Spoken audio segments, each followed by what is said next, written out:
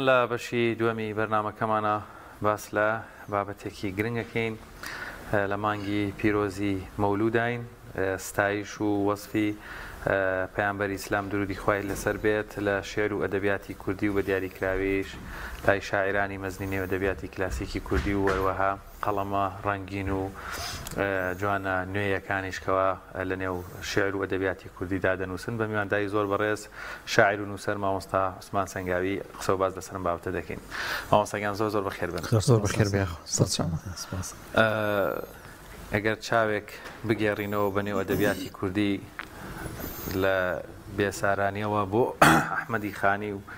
مەلای جەزیری و دواتر بێنەوە بۆ سالم و کوردی و مەحوی و نالی و ناری و ناتق و نامی و بەگشتی هەمویان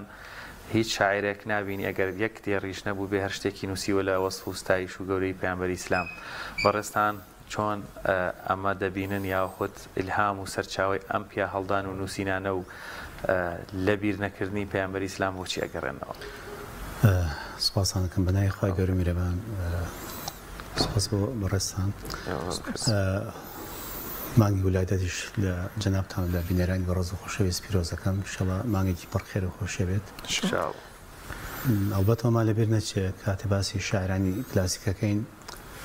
تاکە سەرچاوی معریفە و تاکە سەرچاوی وەرگرتنی معریفە و خوێندن و خوێنەواری بریتی بۆ لە حوجرەکان و مزگەوتەکان هەتا ئەوەی کەوا سەقافەتێک و خوێنەواریەک و بەشە لە معریفەیە بوو بێت بریتی بۆ لەوەی کەوا دەرچووی حوجرەیەک بووێ لە بەردەم مامۆسامەلایەکی 12 عیلماوەک و بە مستەقلی خۆمان چۆتی دادابێت و چەند ساڵێکی دوور و درێژ فێری خوێندن و خوێنەواری بوو بێت. شاعرانیش وەیکەوە هەبووە شاعرانی کلاسیک ئەڵبەت لەو شاعرانی کاتێ باسی ژیانێکە سیرەتیان ئەخوێنرێتەوە هەمویان یاخود مەلا بوون یاخود مەکاڵە مەلا بوو کەواتە لە حوجرەوە پێگەیشتووە و لە بەردەستی مەلایەکی دیکەدا فێر بووە. ئەم هۆکارە بۆ هۆکاری ئەوەی کەوا کاتێک دەبێتە شاعرێک دەبێتە نووسەرێک دەبێتە هەر بابەتێک لایەنی سەرەکیەکە و پێکاتی سەرەکیەکەی خۆی کە بریتێت لە ئاینداری و سۆزاری بۆ ئاینەکەی خۆی و خۆڵبوونەوە ڕۆچنەوە لە بابەتە ئاینەکانە لە بیر ناکا و بە تایبەتی ئەگەر کەسەکە وکوتمان زمانی شعری هەبێت و بتوانێت بە شعر گزارش لەم بابەتانە بکات. شاعرانی ئێمەش هەموویان باوڵێین ئەوانی کەوا بە شاعری کلاسیک ناسراون بەم خۆناغا گوزەریان کردو تێپەڕوون تاوەکۆ کاتێک کە حوجرەکانە گۆڕێن بۆ مەدرسە حکومەکان و ئەو کاتە حوجرەکان تقریبان ڕۆڵیان وەکو جاران نامێنێتەوە. هەستەکەی لەگەڵ نەمانی ڕۆڵی حوجرەکانیشە ئەگەر مبالەغەم نەکردبێ هەنێ بەهرەش کەم بۆتەوە لەبارەی کەسە ناودارەکان و کەسە بریمەتەکان وانێکەوە شارەزایکی زۆروانێکەوە خزمەتی زۆریان کردووە بە زۆرێک لە بوارەکانی ژیان و ئەدەبیات و ئاین و مێژ و فەرهەنگ و کولتوری نەتەوەی میلەتی کورد هەستەکەن تۆزێک کاڵبوونەوەیکی پێوە دیار بێت چونکە ئەوەندەی قەڵەمە دەستەکانی نێو حوجرەکان و مەلاکان توانیوانەوە خزمەتە بکەن بەداخەوە دواتر وەک ئەوە نەکراوە مەگەر نمونەیەکی زیینوو بێنینەوە زاتێکی وەکو مامۆستا مەلا عەبدولکەریم مدەڕیس ڕەحمەتی خوای لەبێ ئەنی هەستەکەی بابەتەکان بابەتی یەک کەس نییە یاخود ئەمە هەوڵەتە قەڵای یەک کەس بەدی ناکری هەستەکەی لیژنەیەکی گەورە دانیشتووە تاوەکو بابەتێ بنووسێتەوە. من زۆر جار یاخود جنابتان یاخود بینەران کاتێکەکان کتێبە بینیرە ئەڵێم کتێبە لە لیژنەیەکی چەند کەسی دانیشتوم کتێبی نووسیوەتەوە. مامۆستا مدەڕیس خۆی بۆ خۆی هەرچەند دەرچووی حوجرەیە بۆ بەڵام توانیوێتی کۆمەڵە شاکاری گەورەی وا پێشەش بکە ئەم شاکارانە هەستەکرێت لە تەقەلا و توانای کەسێکانە بۆ بەڵکو زۆر جار ئەم شاکارە گەورانە لە توانای لیژنەیەکی گەورەدا وەڵام زادێکی وەکو ئەم کەسات ئەستاوە بە ئەنجامگەیاندنی ئەمە ڕۆڵی گرنگی ئەوەیە وەکو نموزەجێکی بچووک من وەکو عینەیەک مامۆستا نامێم بە نمونەیەنە وەگەرنا کەسانی دیکەش هەیە بە هەماشەوە کە کاتی خۆی لە حوجرەکاندا گەورە بوون توانیوانە ئەم خزمەت گوزارە بە نەتەوەکی خۆیان بکەن بە تایبەتی لە ئەدەبیات و شعریش. مامۆستا ئەو شعرانەی کە بۆ ستایشی پێغەمبەری عەزیزمان صلی الله علیه وسلم نووسراوە ینی هەیەە ئەوە زیاتر لە 100 ساڵ بەر لە ئێستا نووسراوە بەڵام کە ئێستاژی خوێنیتەوە چەند جارێک خوێنیتەوە هەر تام و چێژێکی تایبەتی هەیە ئەمە هۆکارەکەی بۆچی ئەگەڕێتەوە ئەو تێکستە ئەو شانە بۆ ئێستا کەسێک ینی کەم شاعیر هەیە بتوانێت بۆ شێوازە بینووسێتەوە یاخود جیاواز لەوەی کە بگا بە دڵ و ئەوەندە بە چێژ بێ کاتێککە بیخوێنیتەوە. وڵاتوان بڵێ من دوو هۆکاری سەرەکیە بۆ بابەتە یەکەمیان شاعرانی کلاسیکی ئەمە نەکرد بابەتی ئستایش هەر بابەتێکیان نووسی بێت ینی لە لوتکە نووسیوانە جاچ بێتە سەر بابەتی ئستایش و نعتیش بە حەقەت بە هەمان شێوە لە لوتکەدا بووە نەگەر وەکو سێ نمونە باس بکەین لە شاعرانی ئەمە کاتی باسی شعری کلاسیکی ئەکرێت سێ ناو بارزە بێتەوە لەوانە مەولەوی وسا مەولەوی لەگەڵ نالی لەگەڵ مەحوی هەڵبەت وەکانی دیکەشی بەڵام ئەم سێ ناوە هەمیشە بارزە بنەوە بە نمونە مەولەویە کاتێک شێعر نووسێت هەست و سۆزێکەوە مەولەوی هەیەتی لە شعرا کەسی دیکەن بڕوا ناکەمەی بوو بێت نالی لە جوان بینینە شتێکی هەبووە بڕامەکە کەسی دیکە هەیە بوو بێت مەحوی لە دنیای عرفانەکەی خۆیدا شتێکی بووە بڕامەکە شاعرەکانی دیکە شەسیان پێکرد بێت واتە لەم سێ بوعدا ئەم وەکو هەست و سۆز ئەم وەکو جوان بینین ئەم وەکو دنیا عرفانەکەی خۆی لوتکەدا بوون و کاتێک هاتوونە سەر شعری نعت و شعری ستایشیش بە هەمان شێوە شێعرانیان بۆ جۆرە بووە جۆری دیکەیەوە بۆکەوە ئەم شیعرانە یاخودم شاعرانە هەر تەنها شاعر نەبوون بەڵکو پێغەمبەر ناسیش بوون ئەواتە ئەگەر پێغەمبەر ناس نەبوو بێت لە شێعرەکان و لە شعری نعتەکانی خۆیانە و لە شعری ستایشەکانی خۆیانە ئەمەژە هەنێ بابەت و هەنێ سیرەت و هەنێ حادیسەی هەندێک معجزاتی پێغەمبەر ناکەن کەوا ئاگای نەبوو بکەواتە ئاگادارێکی باشە بووە لەوە پاشان توان بڵێن لە دنیای تەسەوفی ئەمانە لە دنیای عرفان بینی دنیای جوانەکەی عرفانی ئەمانە ئەمەنە ڕۆچوونێکی جوانە بۆەوە شتێکی تایبەتە بۆ کەوا بە عیشقەکە گوزەریان کردووە تا هەو گەشتێتەوەی کەوا لە ستایشی پێغەمبەردا سەڵڵەهو عەلەیهی وسەلەم شتیوا بنووسن کە هەستەگریان بابەتێکی یەکجار تازەیە و وەکو تازەشە بەردەوام تازە بێتەوە نوێ بێتەوە شتێکە کە توانی بڵێن کۆنبوونی بەسەران نایە ئەم هەرێکی لەوانی کەوا باسم کردووە بەلایانی کەمەوە ساڵ زیاتر بەسەر کۆچ دوایانە تێپەڕێ بەڵام هەستەکەی ئێستاش کاتە شعرەکان نەخوێنیتەوە چێژێکی تازەی هەیە کۆنبوونی پێوە نییە ئەگەڕێتەوە بۆ ئەو ڕۆحە پاکەی خۆیان کەوا هەیەن بوو ئەگەڕێتەوە بۆ بەهرەیەکە خۆی گەورە پێبەخشیون لە بابەتی شعردا لە بابەتێکەوە توانیوانە لەو مەیداندا ئەسپی خۆیان بە تەواتی تاوا بدەن و بتوانن لە زۆرێک لە بابەتەکانە شبدن سو لە نێوانیشە شعری ستایش بەدەر لە ستایش ینی مامۆستا عوسمان زۆر جار متمانەیەکی زۆر قوڵ ئەبینی لای شاعیران کە لە خەیاڵی خۆیانە گوێرد و قسە و گفتوگۆکەن لەگەڵ پەیامبەری ئیسلام یاخود کە سەردانی ماڵی خۆیان کردویانی هێندە نازانم چۆن وەسفیکەم لێی ڕابینن هێندە بە گەرمیەوە لەگەڵ یەدوێن ئەڵی هەر بەڕاستی شاعیرەکە لەوێ بۆ پەیامبەری ئیسلامیش لە بەرامبەری دانیشتۆ قسە و گفتوگۆیان کردووە یعنی بەدەر لە وەسف زۆر جار کە بە زەلیلی دەنووسن بەڵام لە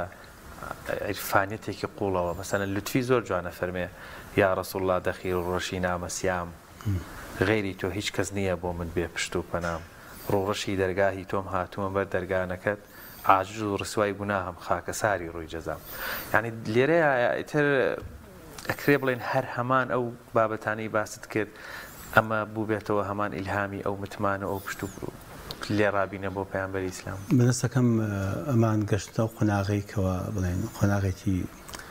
وەکو چۆن ئێمە فەنافی لامانێ لە بابەتی سۆفا فەنافی ڕەسوول ئەتوان بڵێم لە شێعرێنە شاعیرەکانە ڕەنگی داوەتەوە کە بە تەواوەتی ئەم کەسە لە بۆتەی پێغەمبەرایەتیدا چۆتنە ئەم بۆتەیە و تێکڵاوێکی زۆری هەبووە ڕاستە قسەی جنابتە کە کەسەکە هەستەکەی کە شعرێکی نووسیوە سکە مقابلەکەی پێغەمبەرە یاخود ئەوەنە لێوە کاتەوەی کەوا ئەوەنە متمانەی پێ هەبووە هەستەکە ڕاستەخۆ قسەی لەگەڵ ئەوە کردووە و جۆرە قسەی لەگەڵ ئەوە کردووە کە شایستەی ئەو بێت توانێتی گزارشتێکی وها بکات کە گزارشتەکە شانی پێغەمبەرایەتی بێ وەکو نمونەیەک ئەگەر نالی کە نالیتەوەن دوو جار چۆتە حەج ئێمە شاعیر واشمان نەچۆ بۆ حەج بەڵام شعرەکانی لە باڵایە بۆ پێغەمبەر ستایشی وا بووە کەواتە ئەم کەسە دوور و نزیەکەی بۆ پێغەمبەر زۆر ئەسیری نەبوو بە هێندەیەکەوە عشقەکەی لێ نزیکەوتەوە چکە لە عشقا وەکوڵێ زەمن و کات و مەکان و دوور و نزیکی زۆر جارەوە نامووی هەڵەگیرێت و لا چێت کەسەکە لە ناو دڵاتر ساکنی دڵە بێتەوە تر کەسەکە لە هەرچێ بێ موشکیلە نییە نالی لە سەفەرێکی حەجایە وەزام کە ئەو شعرێکی تایبەتی هەیە پێڵەن شعری مستەزاد هەموو دیوانەکەی نالی یەک شعری مستەزادی تایە هەرو شعرێکە بۆ پێغەمبەری نووسیوە شعرەکە تاوان دوور و درێژە هەر بۆ ئیسپاتی قسەکەی مەوەسە شوانەوەیە کە ینی شتێکی زۆر جوان باسەکات و ئەی شوپێنێ بەهێنێ بابەتی دیکە لەوانە کە فەرمێ ئەی تازە جوان پیرم و ئفتادە و کەوتوم تاماوە حیاتم دەستێ بدەرە دەستی شکستم کە بەسەرچم قوربانی وەفاتم تۆ یوسفینە و حسنی لەسەر میسری جنانی من پیرم و فانی لەم کولبەی ئەحزانە نەزیندوم و نەمردوم هەروە بە تەماتم تێ شعرێک تامان دوو درێژە بەڵام هەستەکەی نالی کە بە زەلیلیەک وە ساوا بەرامبەر بە خبری پێغەمبەری خوا صلی الله علیه و سلم کە لە شوێنی دیکەدا فەرموویە خبەی بڵین خبەتەوەی بەسەر خبری پێغەمبەرەوەی ئەشوێنە بە سەری عەتر بەڵێ تاو ئەم سەربەرز نەبێتەوە ئەم قوبەی ئیسفادەی نییە ئەسڵی شتەکە ناو بۆنەکەیەکەوە ناو شوشەکەدایە ئەوەی کەوا هەیە شوانێتی جا وینیمانە وەکو خڕوایە خەڵڕە گومەزیەکە بەڵام ئەسڵەکەی ئەشوێنە بە عەترەکە فەرمێ کەسێک کە هەمیشە تۆ جوانیت جوان واتە بە جوانی بەسی لە گەنجێتی و مانەوەیەکی هەیە ئەی تازە جوان ئەڵێ تۆ جوان بەس من پیرم ئەی تازە جوان پیرم و ئفتادە و کەوتوم تاماوە حیاتم دەستێ بدەرە دەستی شکستم کە بەسەر چوم قوربانی وەفاتم ئیتر من وردە بەرەو پیری ئەچم بەڵام کەسێکەوە بەردەوام لە جوانیدا ئەمێنێتەوە تۆیت میش لێرە لێم قۆماوە کەسێکم کاڵێ ئوفتادە ینی لیەکەوتە ئوفتادە پێویستی بە کەسێکە بچێتە ژەرباڵێ و هەڵیگرێ ئەم کەسشکەوە ئەم بەشانی ئەزانێ پیامبەر صلی الله علیه و سلم کە بچێتە ژەرباڵی نالیە و هەڵیگرێ دەستێ بدەرە دەستی شکستم دوایە فەرمێ تۆ یوسفینە و حسنی هێشپێنێ بە یوسف و یعقوب تەمە یوسف لە سەڵتەنەتێکی خۆیان و لە مەلیکی خۆیان و لەوەی کەوا دەستی کەشتە لە سەڵاتە لە بەرامبەردا یعقوبێک لە دوورەوە ئەمێنێتەوە لە کوڵبەی ئەحزانی بچووکە و بەردەوام لە گریان و لە چاوەڕوانیدایە و کەی ئەم خەبەرە بیسێتەوە کە ئایا یوسف ماوە مردووە کاتێ ئەگەڕێتەوە بەلای خۆی شبانێکی جوانە مڵک لەگەڵ کوڵبەیەکی ئەحزانە جوانێک لەگەڵ پیرێک ئەفەرمێ ئێستا تۆ وەکو حەزرەتی یوسف وای منیش وەکو یعقوب وام لەم کوڵبەی ئەحزانە نە زیندوم و نەمردوم نە ئەوەیە من بمرم نەجاتم بێ نە ئەوەیە زیندوو بووم چاوەڕوانیت بووم هەمیشە من هەر چاوەڕوانی ئەو لوتفەیتم کەوا جارێکی کە تۆ بگەڕێتەوە بەلام شعرەکە دوور و درێژە واتە شوبانیەکی وهای کردووە نالی یعنی شوبانەکە سەکرێ و توێژێکی ڕاستەوخۆ و توێژێکی تایبەتیە دۆزینەوەیەکی بابەتێکی دایەنانە لە شعرە کە ئەم کەسە توانی بێتی بابەتەکانی یوسف و یعقوب و کوڵبە و مەڵکی میسر و ئەم بابەتانە فەرتووە لە تۆ یوسفینە و حسنی لەسەر میسری جنانی یوسفێکە لەسەر مڵکی میسرە میسری لەو کاتەدا وەکو چۆن بڵین هەیمنێکی گەورە هەبوو لەو کاتەدا بەڵام تۆ بیبەرە میسرێ بشوێنە بە کەنعانە کەنعانی لەناو کەنعانە کابرای خانێکی دروست کردو کوڵبەیەکی ئەحزان لە کەسوکارەکەیدا بڕاوە شمانێکی خۆیەتی وەکو نموزەجێکە باس کراوە یەکی لەوانە وەکو نالی زۆر باش مامۆستا عوسمان شعرێکی شتێک کە بە تایبەتی تر خۆت ینی زۆر بەدڵ بێت لە ستایش و وەسفی پێغەمبەری عەزیزمان صلی الله علیه و سلم بۆمان بخوێنیتەوە وەڵا شعرەکان زۆرە باقەت هەرێکیان ینی شتی جوانیان هەبووە لەوانە وەفایمانەیە بێخودمانەیە ئەحمەدی خانی هەیە کە باقەشتی جوانی نووسیوە پیرەمێرد و ماوەسا نامی و کاک ئەحمەدی موفتیزاد و زۆر شاعیر هەیە کە بەحەقەت ینی شتی جوانیان نووسی بەڵامێکی لەو شێعرانە کە هەر شتی جوان لێ بینیوە میرزا عەبدوڕەحیمی وەفاییە تەمام وەفایی یەکێک لەو شێعرانەکە هەر لە ماڵی خوا لە سەفەری حەجا وەفاتی کردووە و بەیەکی لەو شاعرانە ناسێت کە شتی جوان ئەڵێت یعنی یەک لە شێعرەکانی دانێ کەلیماتەینە کەلیماتەکان ئەمەندە ناسکۆنە تەڕ و پاراوە ئەنی هەست بە چێژێک و پاراوێکی هەست بە وشکی ناکە لە شێعرەکانیان هەست بۆ ناکێکەوە بێتاقەتێکە ئەشێم شعرەشی ئایا لەوێن وتبێت یاخود بەڵام هەستەکەم ئەم مخاتەبەی وەفایی مخاتەبەیەکە وەکو بەڕۆڕووی پێغەمبەری خوا صلی الله علیه و سلم وەستا بێت و ئەم شعرەی وتبێت کە شعرەکە پڕە لە وشەی جوان هەنێ گزارشت ئیتر ئەوەی کەوا بە خەیاڵی شاعرێکی وەکو وەفایە هاتبێت هەمووی وتووە بۆ پێغەمبەری خوا وەفایە فەرمێ أي إمام المرسلين شمس الهدى بحر الهمم أي شفيع المذنبين خير الورى مولى النعم أي نسيمتي قولي زار وشواعيكي روخت شوقي روجو بدري تابان أتري قزاري إرم أي لشوقي جنة الرود أولياء وأنبياء روح لسر ليون وكو بروان بودي داري الشم أي دموكم الدليل دعوي بون ونبون أي برو بالت بياني معنى نون وقلم ئاسمان پیر بوو لە داخی خەتی تۆ بوو بە ڕۆژ سەد شرای هەڵکردو نەیبووە سەواد یەک ڕقم تۆبی و تەشریفی لەولا سڕی مازاغ البەسەر تۆ مەقامی لێمە ئەڵڵا تۆبی و نووری قدەم بێنەوام هیچم نییە هاتوون مەحروم مەکە قەت لە دەرگای خۆی گەدا ناکاتە دەر ساحب کەرەم هاتمە بەر ئەبرۆت و ناس و تێم لە سای خەتی ڕوود ئایەتە چی داخلی کەعب و نایبێت ترس و خەم دواتریش ئەڵێ ئەتەر بەردەوام بێت لە شەرەکەیدا دەفەرمێ دەست و دامانی غەمی گیسووی تۆم بۆ عاریزە ناوەمێت نابم کە من دەستم لە هەڵقەی کەعبەدەم من چۆن مەحروم دەبم ئەی ڕەحمەتەن للعالەمین دێ سەدای ناتەقنەت من ڕەحمەت الله دەم بەدەم هات نەسیمی خاکی دەرگەت ئاگری دەردم دامرا ذقت من ماء الحياة شابني بعد الهرم شتێکی جوانی نووسیوە بۆ کە فەرمێ کاتێک ئاوی حیاتی تۆ ئەخۆمەوە جارێکە گەنجەتیم بۆ گەڕێتەوە ذقت من ماء الحياة شابني بعد الهرم لە دوای هەرەم و پەککەوتەیی هەست بە گەنجێتی و جوانێتی خۆمەکانەوە دەستخۆش بێ خەمەوە ساسمان بەو پاشخانە ئەدەبیە زۆر قورس و گران و پڕبایخی ئەدەبی کلاسیکی کوردی بابینە سەر قەڵەمە نوێیەکان ینی زۆر نوێیەکانیش و تەنانەت ساڵانی هەفتاکانی قەڵەمێکی وەکو مامۆستا ئەحمەدی مفتیزادە یعنی نازانم ئەم دەربڕینە هەر بەڕاستی ئەبێ ئیلهامێکی ئیلاهی بێ لە جەرگەی جەمی یارانی گیانی تۆم نەبێ هێشتا خۆم پێ تەنهایە تۆم هەبێت تەنها لە ئینفرادی لێم جەمە هەرچی خۆشی دنیاە ینی قەڵەمێک لە جەرگەی جەمی کاڵەی یارانی گیانی ئیتر تۆ خۆشترین مەجلیسەکانت مەجلیسی دۆست و ئیحباب و هاوڕەکانتە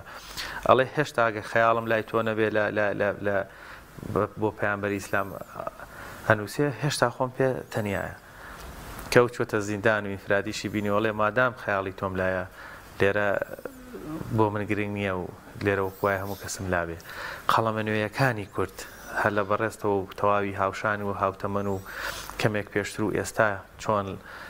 توانیویانە ببنە بەشێکی تر لە مێژوێ ئەدەبیاتی کلاسیکی کوردی لەوە سوستایشی پەیامبەری ئیسلام باسەکەم زۆر جار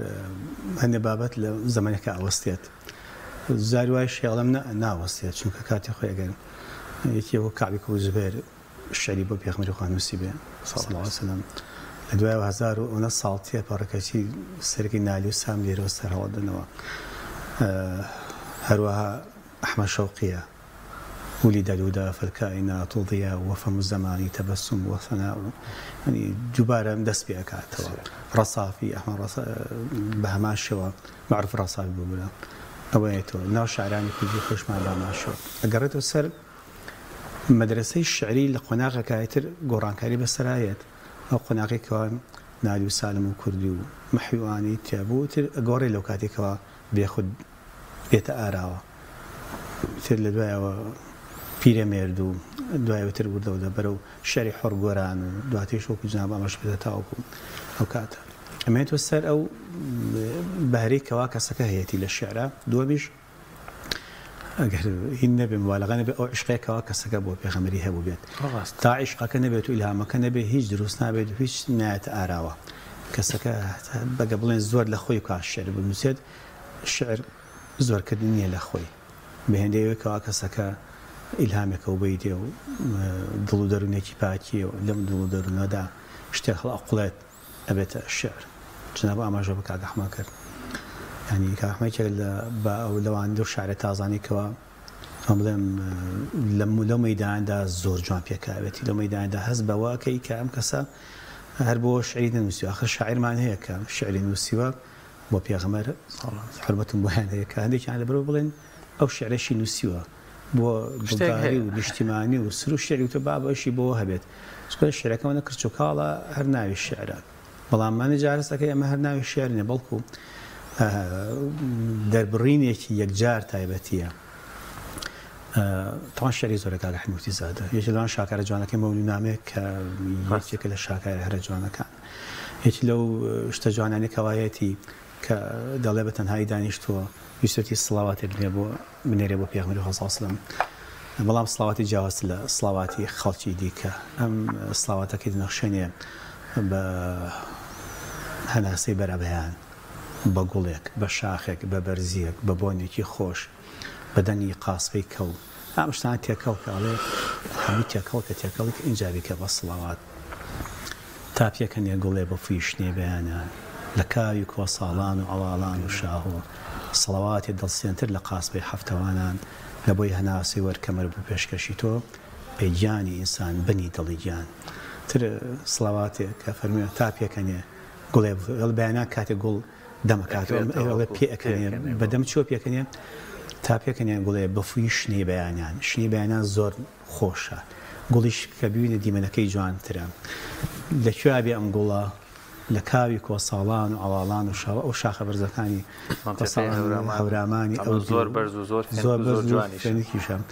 لە کاوی کۆساڵان و ئەواڵان و شەوە سڵاواتی دڵسێتر لە قاسپەی هەفتەوانان جاوار لەو دیمەنە جوانە ئەم هەناسە بێت و ئەم دیمەنە بکرێتەوە کەوێکیش بخوێنێت تەنێت مەلەوانە بخوێن لە کاوی کۆساڵان و ئەواڵان و شەوە لە بۆی هەناسەی وەرکەمەر یەکێکە لەو گوڵە جوانێکەوە بۆنی یەکجار تایبەتی هەیە بۆ پێشکەشی تۆ ئەی گیانی ئینسان بەنی دڵی گیان تۆ گیانی ئەمەی تۆ دڵی ئەو زۆر جار لە شێرەکانیا کاکە ئەحمەد پێغەمبەری خوا صلی الله علیه و سلم شوێنێ بە گیان هەتا لەیەکی لە شێرەکانیا کەوا زۆر جار بیستوانە ئازگیان بێر وەزوانی وێمان بیم کرد پەنەمواتی گیان آخر يحييكم ئامان عنوانت ئەنەگیان چێشن سەدیان قوربانت خوای گەورە بە پێغەمبەر فەرمێ کە تۆ دڵەکانت زیندوو کردووە جاگە تۆ خۆ دڵەکان زیندوو کردووە دڵێ هیچ هەریچ نییە گیانێک هەریچ نییە من سەدیانکەمە قوربانی تۆ مامۆستایەکی لەو شارە زۆر جوانانەی کە هەمیشە بەردەوام دەوترێتەوە کراوە بە چەندین سرودیش ئەو چوارینەی شاعیر بێخودە کە بۆ دووری پێغەمبەری عەزیزمان صلی الله علیه وسلم نووسیوێتی ئەگەر کەمێک باز لەو شعرە بکەیت و باز لە شیکارێکی بکەیەوەی کە دەفەرمێ لەو ڕۆژەی ڕۆژت و تۆر هەوا دڵی بۆ تایبەتە مامۆستاشان زۆر حەزی بۆ شعرە ڕاست فەرمووی بێخۆت هەر خۆی ناسرا بە شاعری نەعت تۆفیق وهابی خوافکە کتێبێکی هەیە مێژووی ئەدەبیاتی کوردی کاتی باسی شاعیرەکان دەکات سەرباسی بێخود ئەڵێ بێخود بەسەیترە شعری نەعت یعنی شعری نەعت باسی ئەو کراوە کە گوایە بێخود دیوانەکەی خۆی کاتی خۆی سوتانوەیەکەوە لە دوای خەوەکەی بە پێغەمبەر و بینوێتی دیوانەکە خۆی سوتان ئیتر هەموو دیوانەکەی کردو بووە بێخود لە دیوانەکەی لەم سەر بۆ سەر تەماشاکەی ئیلا شتێکی بۆ پێغەمبەر هەرتیایە بەستێتەوە بەوە هیچی لەوانە ئەو توێژەی لەگەڵ دڵی خۆیەتی هەرچەند هەندێک لە کۆنیەکانی شعر کە کۆی توانم شعری بۆ شتێک نووسی بەڵام شعرەکە وا ناڵێ شعرەکە خۆی بۆ خۆی حاڵی ئەوەیە کەوام شعری بۆ ئەو نووسی بێ بێخۆ دەگاتە مەقامێکی عشقی تایبەتی لەگەڵ دڵی خۆیان قسەکە بەڵام دڵی لای خۆی نییە و دڵی ڕۆیشتووە ئەم دڵە کێ و چۆن ڕۆیشتووە لەکە سەردا ئەفەرمێ لەو ڕۆژەوە ڕۆیشتەوە تۆراوە دڵی منە بەڵام لە ئاخری شعرەکە من بۆسم کلمەیە لە ئاخری شعرەکە بێخود شتێکزانی کە فەوتاوە شکر نەفەوتاوە دڵی من لە ئاخری شعرەکە کە شتێک ئەڵێ تر ئەمە ئەبرێتەوە کام شعری بۆ پێغەمبەری فەرمێ قوربانی کەسێ بم کە قوربانی نەبی بێ وەک بەندە سەدی دەرگەهی شاهی عەرەبی بێ شاهی عەرەبی یعنی قوڕەیشی نەسەبی بێ بە دوو ئەبرێ ئەوە جنراوە دڵی منە ئیتر ئەمە ئەڵێ قوربانی کەسێم کە قوربانی من ئەڵێ قوربانی پێغەمبەر نامەڵەوە قوربانی کەسێم کەوا قوربانی ئەویش بێ وەک بەندە سەدی دەرگەهی شاهی عەرەبی بێ جاڵی شاهی عەرەبی یعنی قوڕەیشی نەسەبی یەکەیەکە دیستەکەی هێناوە ناوەکانی هەمووی ناوەکەوە مەبەست یاردا پێغەمبەری خوا صلی الله علیه و سلم کام شعری وتووە بێخود بەدەر لەوە لە جوانبینینی شعرە هەستم کەم پێشی قۆناغی خۆی داوەتەوە وا هەست دەکەم یعنی ئەم شعرانی بێخود هەستەکەمینی قۆناغێکی سەردەمی مەحوی و نالیە بەڵام لەو کاتەدا ئەم شعرانە وتراوە ینی بەلامەوە سەیرە وەکوڵێن پێش ئەو زەمانە کەوت بێ کە لە کاتێکا ئەو شعرەکانی وتووە بۆ من ساڵی 30 تا ئاگاتە 50 تا کە تەمەنی لەو کاتە کۆتایی پێدێ بەڵام بەس دەکرێت لە زەمەنی نالی و مەحی و مەولەویدا بوو بێت شعرەکانی ئەوەندە جوان ئەوەندە بە شعرێکی تایبەتی بوو بێت کە خۆی یەکی لەو شانازانە کە فەرمێم من نەعەتخوانی مستەفام یەکێکە لە شانازەکانی خۆم کە بوو بە نەعەتخوانی پێغەمبەری خوا صلی الله علیه و سلم بۆ بە جۆرێ شعری نووسیوە سادە نییە چونکە شاعرمان هەیە کاتێ باسی پێغەمبەرەکە تا شعرەکە تەواو بێ بیجار ناوی محەممەدی هێناوە کەچی بێخۆت وەکو بڵێن شەرمێ بکات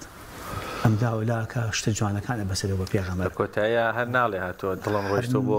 لای پێغەمبەرێ ڕۆشتۆ بۆ دیداری سالاری مەدینە هەتا بە نمونە کە لە شەری غەزالەکەی خۆیان ینی وەرە تۆ کە عشقی پێغەمبەر بشمێنی بە ئاسکێک غەزالی خۆشخەرامی من کە توڕە ئینتیشارەکە هەزار شێری سەفشکەن بەڕشتەیە شکارەکە